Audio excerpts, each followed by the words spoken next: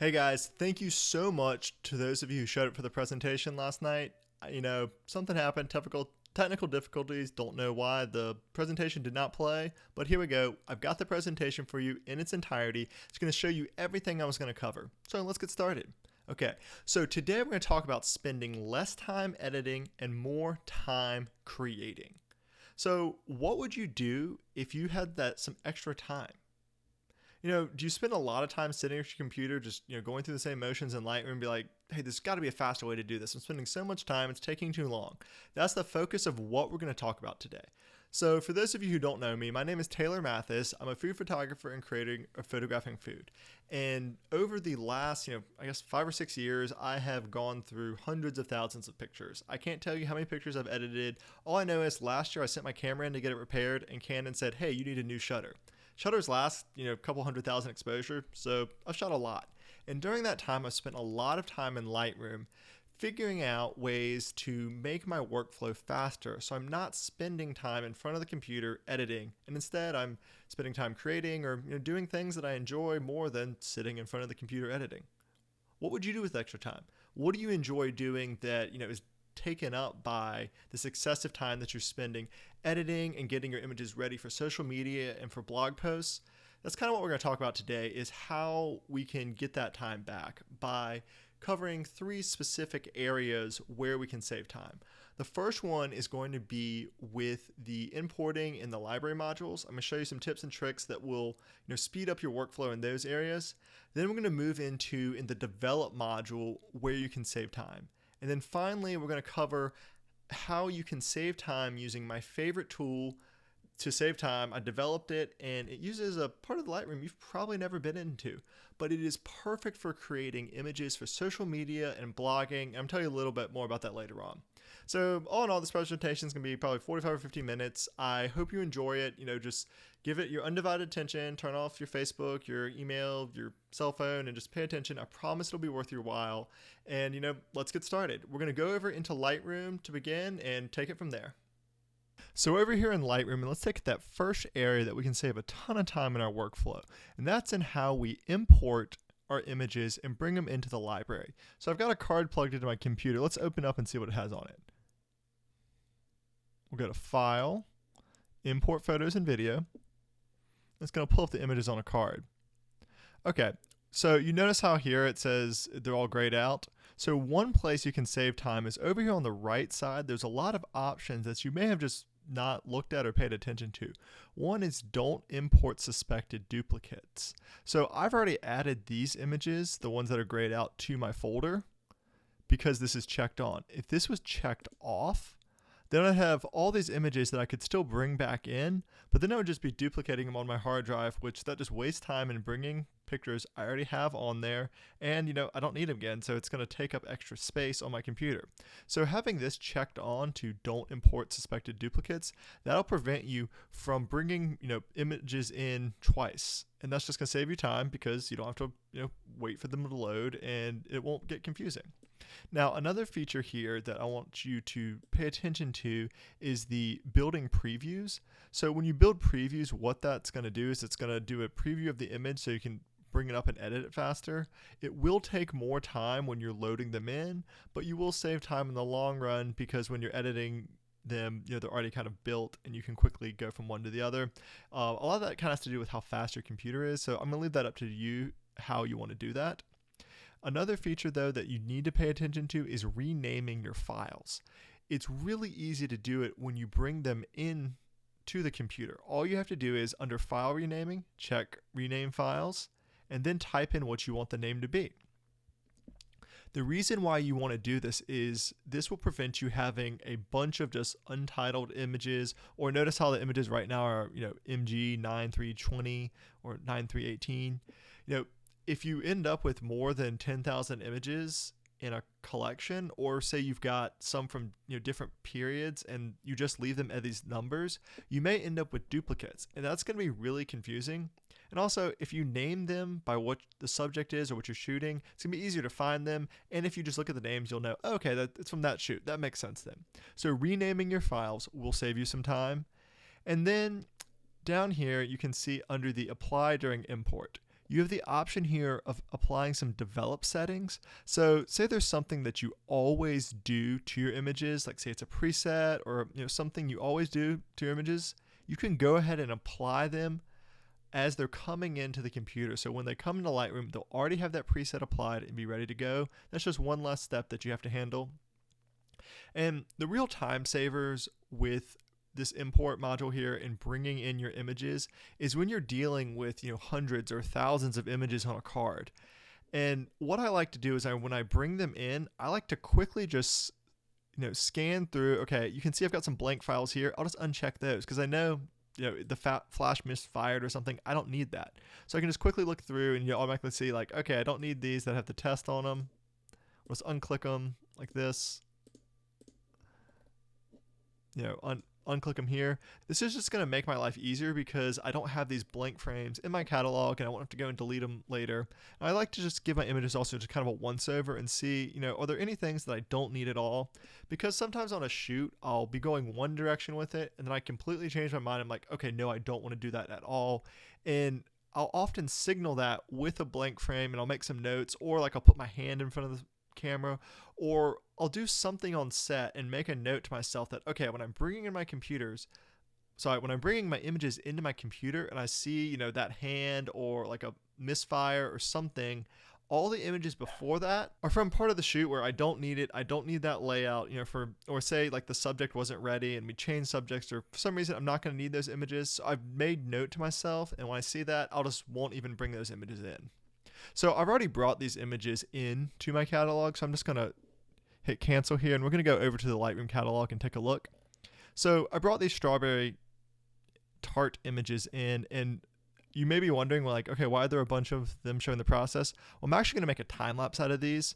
So when you're dealing with hundreds of images, for instance, if I just, let's see how many we have here. If we just select them like this, we can see that I've got 166 images from that shoot. That's a lot of images to sort through and look at. What's cool in the library part with organization is I can use my ratings, my star ratings or color ratings, and I can go through and assign values that will allow me to filter out the images from different parts. So here's how you do that. You want to select all the images that you want to rate. So notice how it's a different color here. And when it's not selected, you'll see that it's kind of like gray here, but now it's this lighter gray or close to white. And you can use the number keys. And if you do a 1, it will assign them a 1-star rating. So notice how we've got a 1 star here. I do 2, 2 stars, 3, 3 stars, 4, 4 stars, 5, 5 stars. Now you see this green color around here? This is from the color rating. So those are with 6 will make it red, 7 will make it yellow, 8 will make it green, 9 will make it blue. So you may be wondering, okay, why do I need to do that? Okay, so let's take a look here at these, strawberry tart from a shoot. I've got the process shots that I want to turn into a time lapse. And then I go into, some kind of final arrange style shoots. And I'm going to handle these shots here differently than the time-lapse ones. But at the same time, I want to see all my strawberry ones. So here's how I'm going to organize it. I'm going to give them all a rating of blue, all the strawberry ones. Okay? So they've all got the blue around here. But I'm going to take them, hit 0, and take away the stars on all of them. And I'm going to make it so only the time-lapse ones have a star rating of, I'm going to make it 3. So I'm going to select that.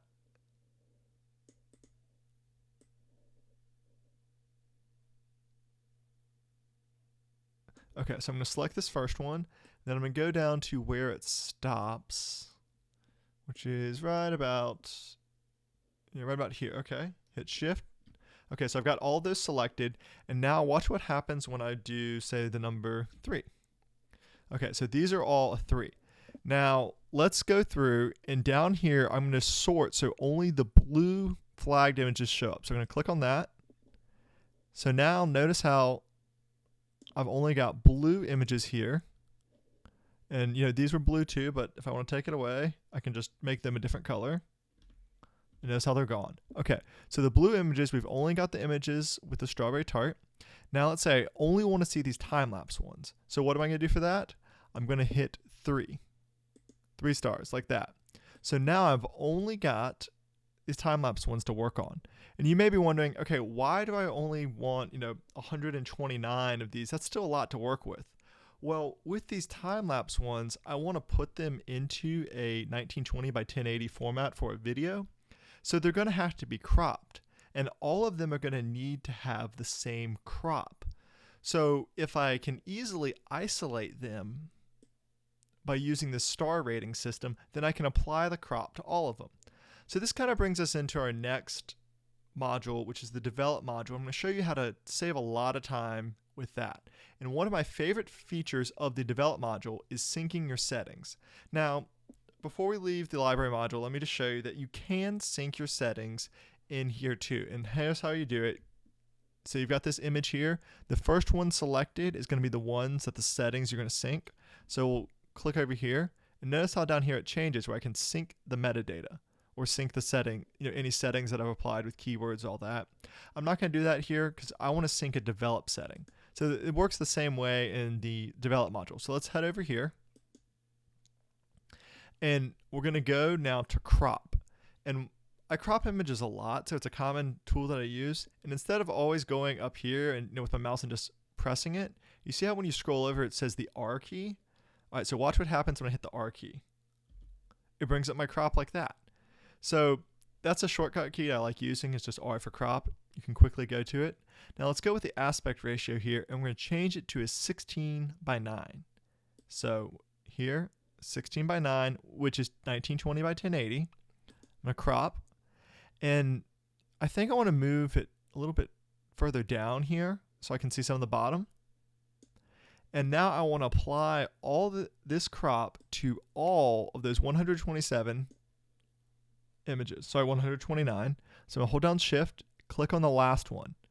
Because I put the crop on the first one and had it selected, it's going to apply these settings to all of them. And I do this by clicking Sync. And it brings me a lot of choices. So you can either check all and sync every single setting, but I don't want to do that. I only want to sync the crop. So I'm just going to click check none. And then I'm going to go to crop and I'm going to sync the angle and the aspect ratio. So let's hit synchronize and watch what happens. So now let's take a look at another image. Now you can see that this crop has been applied to every single one of the images that I selected. Now if I go down, if I click off the crop tool, I can see that all of these, they're cropped the way they need to be. So just to check, you go back like that, turn it off. So now I have quickly and easily synced a settings to 129 images, where if you did not use this approach, you would have to go through each image, add the crop, make it look right, and that would just take a lot of time. So using the sync settings, you can easily batch apply some setting to your images. And it doesn't have to be crop. It can be any setting that you use in Lightroom. So let's say like your exposure for like a series of 20 or 30 images was just a little bit off, and it's the same lighting environment, so whatever changes you make on the first one are going to apply to the rest of them. You can just make your changes on the first one, and then with the sync settings, you can go back in, choose which ones you want, and then hit synchronize. And it will apply those changes to all of the other ones. It's that easy to do, and that's just one thing that's going to save you a ton of time. Shortcut keys are something that will save you a ton of time as well. I've already showed you one, that was hitting the R key to turn it into crop. Now, in Lightroom, there are tons of shortcut keys, and here's how you can find them. You can either, Google Adobe's, they've got a sheet that gives you all of them, or if you go to a menu and there's something that you're doing a lot, for instance, cropping. So under Tools, Crop, you can see this key right here, that's the shortcut key. Now, I'm going to tell you a couple of my favorite ones and ones that I use all the time. Okay, let's select an image here. Let's select this image right here. So one that I like to use a lot is I hit the J key. And to see this, let me just increase the exposure. What this is going to do is the J key, when I hit it, it will reveal any clipping. So turn it off, turn it on, turn it off, hit J to turn it on. You can see I've got the red clipping mask here. turn it off. So that's a nice thing to do, so I don't have to always go up here, click, and come back. I can just hit the J key and quickly see, am I clipping or not. Another useful one is the R, the crop tool I showed you. Another one is the W key. Watch what happens with the W key. I hit W, I've now got my white balance selector. So let's say I want to make the white balance off of, the inside of this pretzel. I click it, and you can see that it changed it. Another one to always use is Command or Control Z. So on Windows machines, you're going to use Control. On Macintoshes, you'll use Command. On Windows, you'll use Alt. And on Macintoshes, you'll use Option. So just keep that in mind. There's slight differences. But the shortcut keys, whatever you find yourself doing a lot of, if you find yourself always going up to this menu and performing some specific activity, chances are there is going to be a shortcut for that. So just keep in mind, next time you go up there, take a look at what the shortcut key is, memorize it, and then you can quickly just use the keys instead of scrolling up to the menus and coming back. All right, I'll show you 3 more of my favorite keys. If you do Control or Command to the brackets, if you do the right bracket, it rotates the image like this. I'm doing the right bracket again, right bracket again, right bracket again, brings it back to the beginning. Now let's do the left bracket. So I'm holding down Control, left bracket, left bracket, left bracket, left bracket. So that's great if you need to flip the orientation of an image.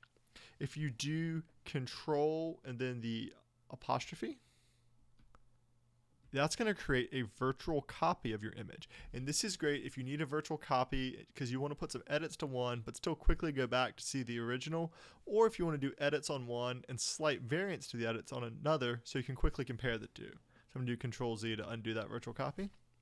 And the last one is Command or Control E. And what that is going to do, so let's do Control E.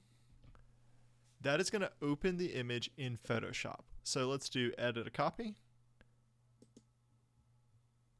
And there you go, it brings the picture up into Photoshop for me to edit.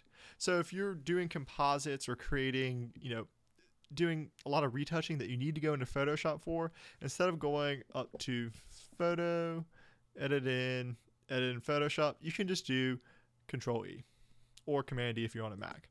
So those are shortcut keys. You'll find that as you're working, if you just take note of those actions that you do all the time and just write down, just put the keys right next to your monitor, just take a look at them, and every time you'll quickly remember them. It'll just save you a lot of time during an editing session instead of always just scrolling up, those extra couple seconds of just going up here. If it's say 2 extra seconds to go and do it up here versus the shortcut key, if you're doing it 30 times in a session, that's a minute. And I know it sounds like little amounts, but saving minutes here and there, it really does add up over a week or over a month, or over, if say you've got a lot of shoots going on and a lot of images to go through, these little changes, they will add up and save you some time in the long run. The develop module is the place where you can spend either a little bit of time or you can spend 30 minutes to an hour or really longer, depending how many images there are, going through and editing and adjusting and making your images look visually perfect. So what's awesome about Lightroom is you have the ability to speed this up through creating things called presets. So earlier I showed you how you can sync adjustments, and that's great when you're batch processing and you have a lot of images that you want to apply similar settings to. But with presets, what you can do is you can apply a certain recipe that you have, for instance, bumping the exposure, taking down the highlights, adding the shadows, something you do that gives your images a certain look, and you can quickly and easily just add that to the image. So let me show you how you can make a preset. So let's go over here to the basic panel, and let's just say on this image, we wanted to increase the exposure just a little bit, take down the highlights, take down the shadows, take down the blacks, take up the vibrance a little. Okay, let's say that's what we wanted to do to the image. And I wanted to do this, say this was my signature look, and I wanted to add it to every single image I do. So I wanted to make it a preset. Here's what I can do. Over here on the presets panel on the left, you see this plus key? Notice how when I hover over it, it says create new preset. So let's click on that. So it's going to allow me to create a new preset. I'll call this one Tart. And you get to choose where it's going to go, and it's going to put in the folder Use Your Presets. If you want to make your own folder, you can do that. Choose a new folder, put it there. And here I can check similar to with syncing the images, I can check what values I want the preset to include. So I'm just going to check them all, but let's say that you just have like a certain white balance you want to apply, or a certain exposure, or a certain curve, or you just want to do one that reduces noise. You can go in and choose only those categories to have this apply, and it will only change whatever you inputted over here as that preset. So I'm just going to do everything, and I'm just going to hit create. So let's call it tart, hit create. Now we can see in our user presets, we've got our preset tart. So let's go to one of our tart pictures, say like right here. Okay, let's go over and let's add our preset tart. Okay, you can see how it gave it the similar look to what the first one had. Now let's scroll down to, let's go to maybe one down here. Okay, click on it, and let's add tart. Okay, there we go. We can quickly add that look to our tart. Now I know what you're thinking, okay, why I could just sync the adjustments for this. That is true. So let's go look at some other images and see how we can apply our preset tart. So let's go into the library. Remember, we've got our filters on here, so let's turn these off so we can see all of our images. And here we go. Okay, we've got a different picture of the strawberry tart. It was shot under similar lighting, so I think maybe the same effects would help it. So let's click on it, and now let's go over to our presets, open them down, and apply tart. See? Okay. Those same changes I made to another image I've now applied to the tart. Now let's see how it looks on an image that's shot with completely different lighting and a completely different scenario. So let's pick something like here. Okay, let's go and add tart to this. Okay, not bad. You can see that it's done some changes, and notice how I'm going to hit Control Z to take it away. So here's our image. Notice how it's got no changes in here. Then when I click on tart, the preset applies to it right there. So with presets, you can kind of create a guide of where to start. And then what you can do is you can go and adjust the preset, and kind of fine tune it to the image.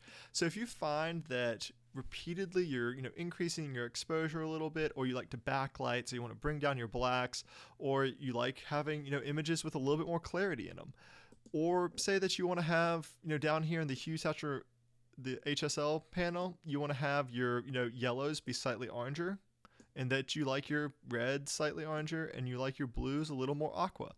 If that's the way you like your images, and you find yourself repeatedly adding those changes to your images, then you can create a preset to just quickly make those changes just with the click of a button. Now with presets, there are hundreds out there that people have made to give specific looks to images, and you can purchase them. And I want to share with you one that I really like, and they are the Crisp and Clean presets from Cole's Classroom. And I want to show you how purchasing a third-party preset can help you with your editing if you're kind of struggling of you don't really know what look you want to have to your pictures and don't really know where to begin. So I'm just going to hit the 5-star here to bring up some images. So we've got this sunset here, and I'm going to open up the Crisp and Clean presets. And so Colby's created a bunch of different ones here, and you can see the B and W, they mean black and white, the colors, and you'll notice that when I roll over a preset, it's going to give me a preview of what it looks like. So let's say that I wanted to make this sunset black and white. So I could click this, changes it there. I could go here, change it there, here, change it there. And what these presets are is a lot of times they'll look really great with the image. You won't have to do anything. But if the image it looks just slightly off, or if there's something you want to change about it, you can use the preset as a starting point. It's going to save you a ton of time, and you can go in there and fine tune it. So let's go take a look at another one here. Let's look at our friend the rhinoceros here. Let's say that okay, I want to make this rhinoceros black and white. So I turn it to black and white. It looks okay, but it's just kind of flat, not really that interesting. So I could go and play around, make some changes and get it the way I want to and spend 5 or 10 minutes on it. Or, I do like Cole's black and white presets you have here. Especially, I like the go-to one. So I'm just going to click it. Look. See how, it's changed it? It's given that little punch and those subtle changes that make it just pop and stand out more. And then I can go through and just make slight adjustments. Maybe I just want to increase the exposure just a little bit. And there, in a few seconds, I'm done, as opposed to sitting there for, 5 or 10 minutes, tooling around, getting it exactly where I want it. So with a preset, it's a great shortcut to just quickly and easily get a basis for your image of the direction you want to take it. And if you find that you have a certain style, and there's presets out there that say emulate a film look, or, I really like Kohl's and the different colors they have here. So, let's take a look at the presets on different subjects. You can give it as a starting point. So, here I've got my friend, we're hiking a mountain out in the snow, and, say with him, I want to try this one, this Bright Eyes. I click it, it's brightened up the image. Or, maybe I want to do something like this, a little more contrast, or, maybe something like this, or, let's keep looking. Maybe, okay, here's one called Snowbird. He's in the snow. Let's see how that looks. This gives it a little warmer, faded look. So with presets, what you can do is you can get ideas for editing and going different directions that you may not have thought of on your own, and you can apply the preset, and then, say the tint's a little too much, I want to bring it down to just a little greener. You can just make those minor adjustments, and it'll save you a ton of time and really help you with your editing. We'll do a couple more here. Let's take a look at these on food, because I know food can be sometimes difficult with a preset. Just because a lot of times with food, you just want the natural look to it. You don't want to add kind of vintagey, but, that may be what you're going for. So, it doesn't hurt to give it a try because just a couple clicks. So, for instance, we got these strawberries here. And this is completely unedited right out of the camera. It looks good, but, I think with a preset, say this Bright Eyes one, we can just make it pop a little more. Those reds really come out. Or, we could make it a little kind of faded. Or, have one that's a little more contrasty. Or let's take a look at, another food shot here. How about the strawberry shortcake? So, we could say this crisp and clean one I really like. It just gives you these subtle adjustments to the image that really makes it pop and stand out. So now let's take it presets and look at another thing here. Let's take a look at, an outdoor shot. So here we go. Now we can do black and whites. I'm just going to scroll through here and show you how these presets, just by clicking through, you can get a really different look. And I'm quickly, just by clicking, getting an idea of what direction I want to take the image. So something, maybe like that. I like this contrast that's put in the clouds into the foreground. So those are presets. You can easily make your own, or you can go out and buy third-party ones. I really like the Kohl's Classroom crisp and clean ones. But there are other ones out there that you can use, and really just look at presets as kind of a starting point where they're going to get you in the ballpark of where you want to go, and then you can just kind of fine tune them to make them fit the image perfectly, because every image is going to be completely different. You can't write one preset that's going to work for every type of image. So it'll get you in the ballpark of where you need to go, and then you can fine tune it to get that desired look you have. But the thing is, we're saving a ton of time, because instead of sitting over here and sliding a bunch of adjustments, because you can see with this preset how many different things were adjusted, it just gets us in the ballpark, and then we can go to the characteristics we don't like of the image. For instance, say it's too warm, so let's just cool it down, and we can fine tune it and make it fit exactly the way we need it to be. So far, I've showed you how to save time with importing and organizing your images in the library, and also how you can sync your developments and use develop presets to save time in the development module. Now, there's one part of creating content for social media and for my blogs and with images that just takes forever, and that's creating collages and for sizing my images correctly for different social media platforms. Instagram, it needs a square, Facebook needs something else, my blog needs something else. It's just really tedious and takes a lot of time. So I want to show you this tool I've developed that will save you literally hours of time, and it's in probably the module of Lightroom that you've never been into. Have you ever been into the print module? I know what you're thinking. Okay, so Taylor, why would I go into the print module when I'm not actually printing my pictures? So the print module has the ability to create JPEGs that are at specific sizes, and you can create templates that will allow you to drag and drop images in, and all you have to do is click print to file, and you've got a perfectly sized JPEG for whatever your intended use is. So Lightroom, it comes with some templates, but I've created some of my own, and these are the Lightroom Collage templates for social media and blogging. So let me give you a little preview of how this tool, what it can do, and how it saved me hours of time. So let's take a look at a blog template. So let's say we do this one 2A. It's 2 images, perfect.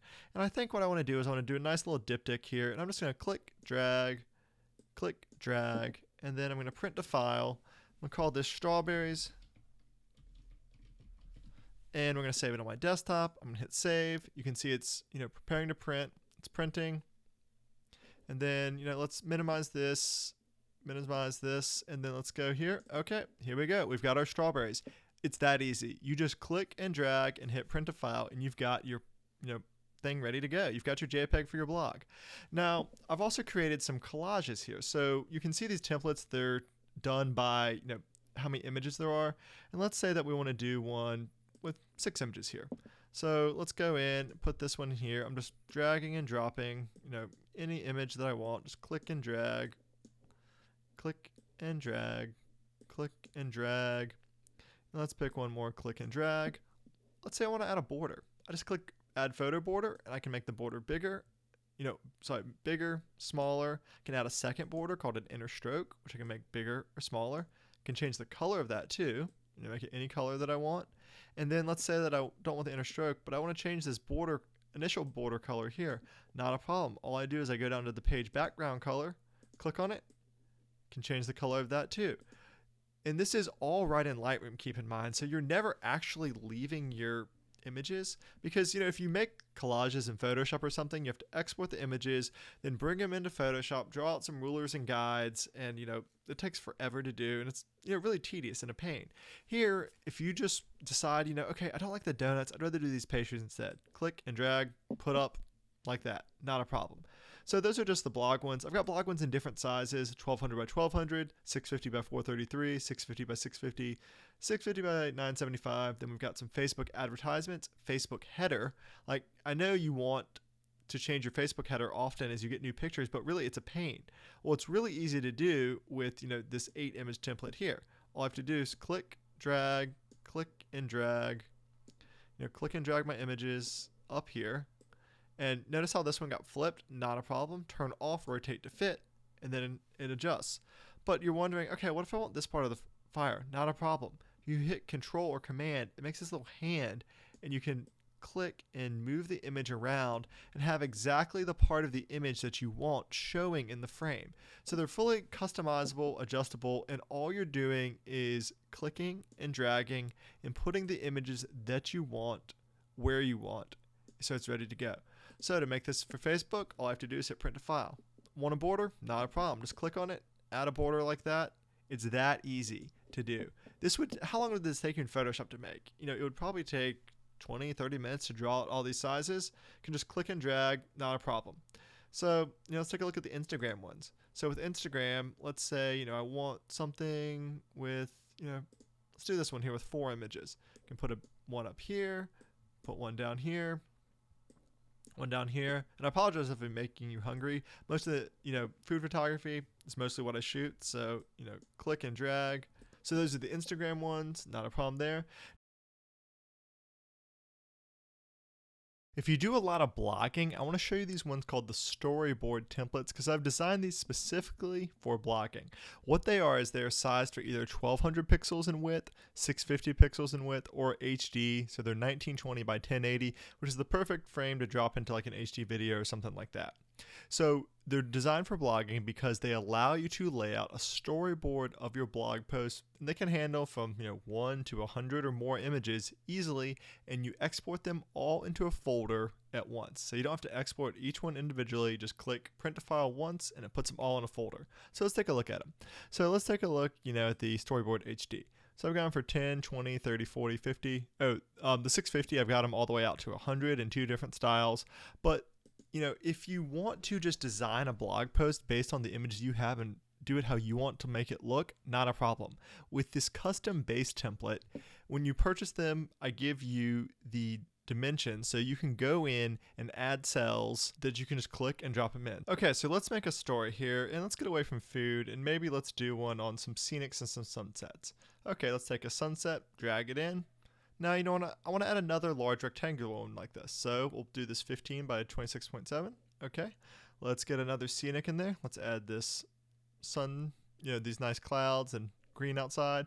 And now I think I want to add, 2 next to each other. So for these next ones, I'm going to add, a picture, something like this, where we're going to add in this car. and then we're going to add in another frame to go next to it. I'm just going to slide this over the side, and we'll add, this kind of nice scenic here. Let's add some more scenics. I want to add just another full one, and we'll add, this surfer walking down, and then let's add 2 side by side. How about that? So we'll do this tree shining through, and then we'll do this road, and then, if we turn off rotate to fit, it fits like that. And also remember, when you click on it, you can adjust it to have whatever you want showing. So I want to have that. And then let's do one more let's do one more full one. And I think we'll add kind of this pier looking off.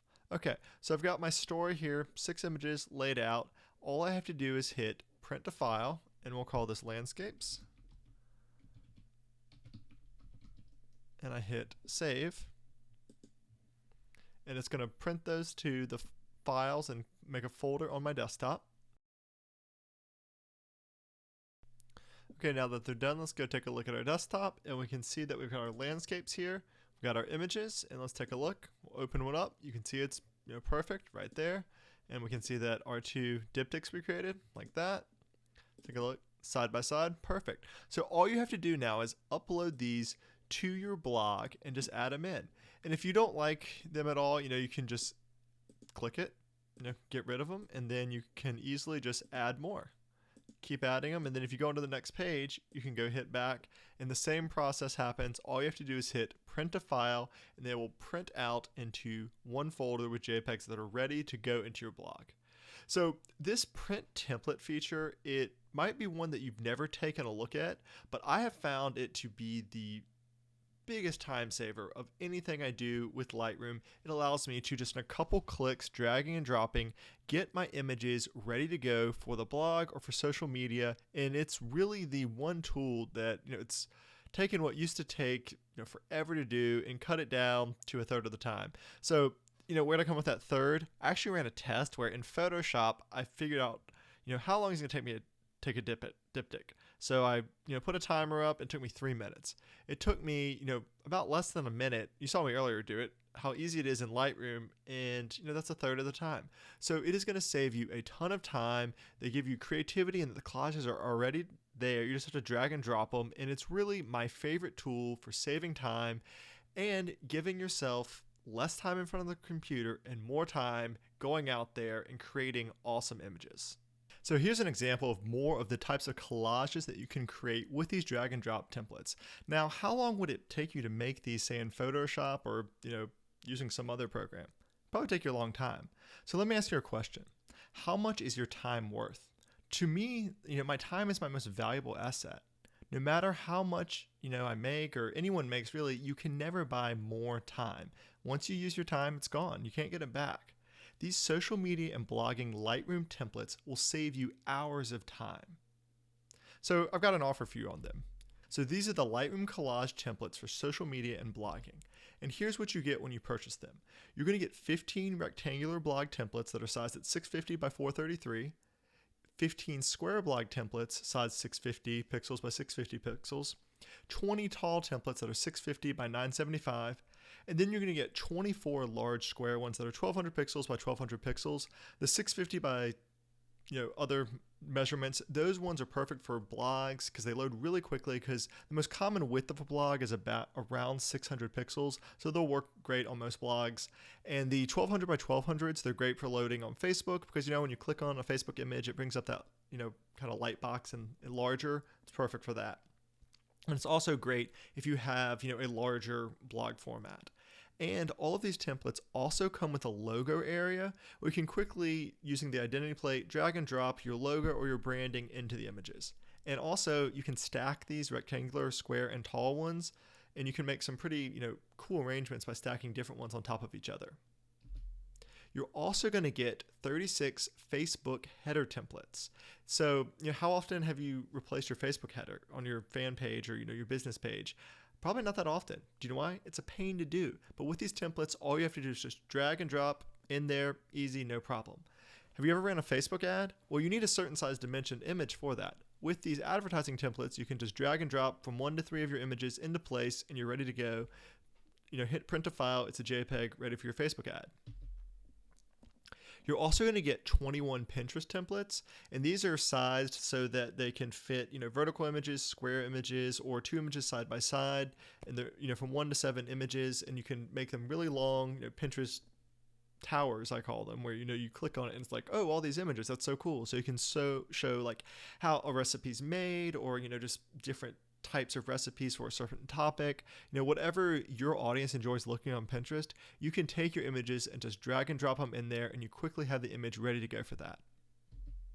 You're also going to get 52 Instagram templates. With Instagram, it's great taking pictures with your cell phone, but you want to share the amazing pictures you take on your DSLR. With these drag and drop templates, you can just drag them into place. And here's the cool part.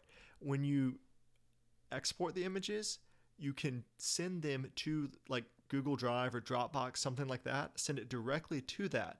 And then on your phone, just download it from your Drive or Dropbox and just put it right in Instagram. It's that fast. Personally, I think it's the fastest way to get your DSLR images onto your Instagram account on your phone. You also get 18 Twitter header templates, and that's similar to the Facebook header templates in that you can make a custom header with your images, and you can change it seasonally. You can change it by, whatever you've got going on. If you did a big shoot and you want to show that, if you do wedding and portrait, you can put stuff from a recent engagement shoot or your past couple weddings, or say, you have a food blog and you want to put some of your last couple recipes or celebrate, a certain ingredient or certain time of year. You can change your headers really easily, but by just dragging and dropping the images in there. In my opinion, this is one of the coolest parts of the sets, and these are the storyboard ones I showed you at the end. And this is where you can just drag and drop images into a blog story, and you can lay it out so you can see exactly what it's going to look like. So say if you do a Silent Sunday post that's all images, this is perfect for that. You can just lay it out, put the images where you want. You can put them side by side, or you can have them take up the entire space. I've got them for the 650 width blogs. I've also got them, if you've got a wider blog, then the 1200 pixels will work for that. And then we've got the HD ones, which are 1920 by 1080. That's perfect if you're going to make like a video slideshow and you want to have it high definition. Those are already fit in at the perfect size. Or if you are shooting like a video and you want to drop like a video story with images in there. So say you do like an intro of you in front of the camera, and then you're like, okay, I went to this field trip. I didn't bring a video crew with me, but I took a lot of pictures. Then you can narrate your story and the experience you had with these 1920 by 1080 images right there. And again, the beauty of these storyboards is you can lay out the blog post right there, see what it's going to look like, hit print to file.